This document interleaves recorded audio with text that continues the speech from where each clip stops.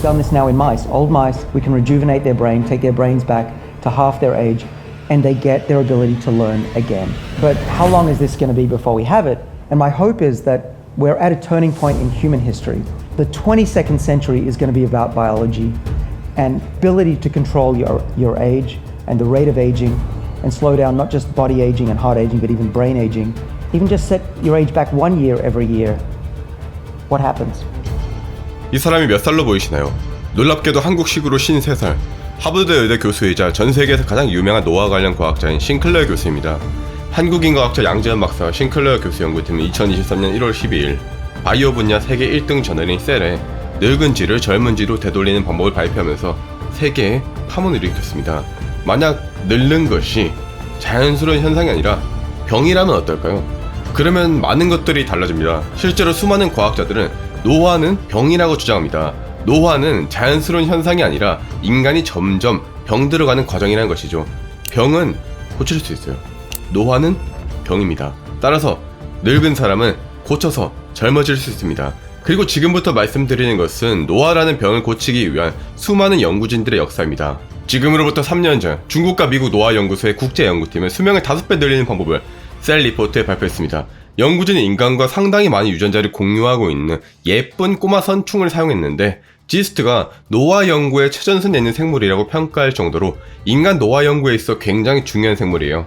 연구진은 노화를 촉진하는 특정한 경로가 딱 2가지가 있는데 이 경로 중에서 인슐린 신호 경로라고 불리는 경로를 변형시키면 약 100%의 수명 증가, 영양 신호 전달 경로라는 경로를 변형시키면 약 30%의 수명이 증가되고 두 경로를 동시에 변형시키니 수명이 무려 500% 급증하는 것을 증명했습니다. 지금으로부터 2년 전 싱클레어 교수는 세계 1등 저널인 네이처에 망막세포가 늙어서 시력을 잃은 쥐에 시간을 되돌려버려서 시력을 회복시킨 적이 있는데요. 당시 네이처는 이 연구를 두고 생체 시계를 돌려 쥐의 시력을 회복시켰다고 표현했습니다. 연구팀이 2012년 노벨 생리의학상을 받은 야마나카 신자 박사가 만든 야마나카 인자를 이용합니다. 야마나카 인자는 모든 세포를 만들어줄 수 있는 4개의 세포를 의미하는데 문제는 이 야마나카 인자를 사용할 시 종양이 발생할 가능성이 있습니다.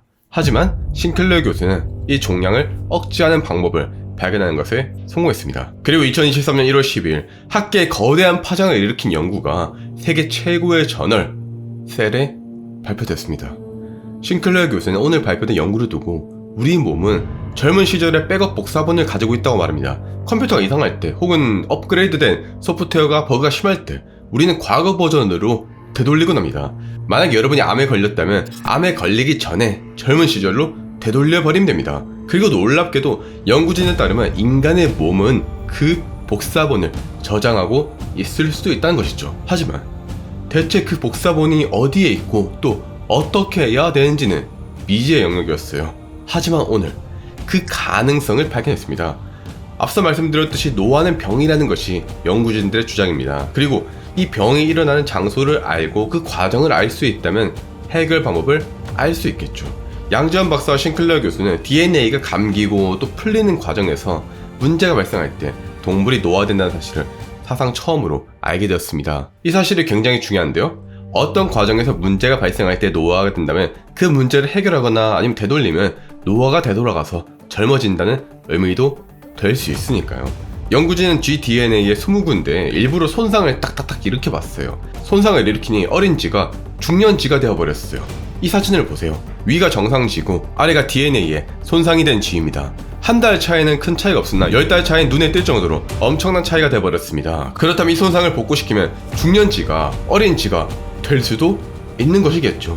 연구진은 2년 전에 망막세포를 재생시킬 때 사용됐던 야마나카 인자 중 3가지를 통해서 늙은 세포를 젊은 세포로 되돌리는 데 성공합니다. 즉 유전자 조작으로 노화를 앞, 뒤로 조절한 것에 성공했어요. 다만 아직까지는 어떻게 이게 가능했는지는 원리를 밝혀내지는 못했습니다.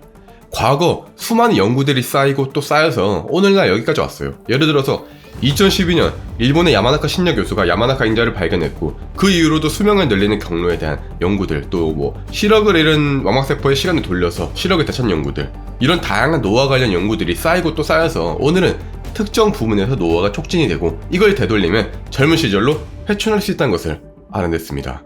아마도 내일은 어떤 방식을 어떤 식으로 사용해야 효율적이고 안전하게 되돌리는지 밝혀낼 것이고 그 이후에 누군가가 종양이라던가 암 없이 이런 부작용 없이도 되돌리는 방법을, 그 다음 누군가는 이거를 저렴하게 해서 알약 하나로 해결하는 방법을 발견할 것입니다. 이것이 과학입니다. 여러분, 지금 인류 과학의 발전과 성취는 시대를 풍미했던 엄청난 학자들이 본인들의 인생을 걸고 알아낸 거대한 지식에 의해서 이루어졌습니다. 내일의 연구도 그러할 거예요.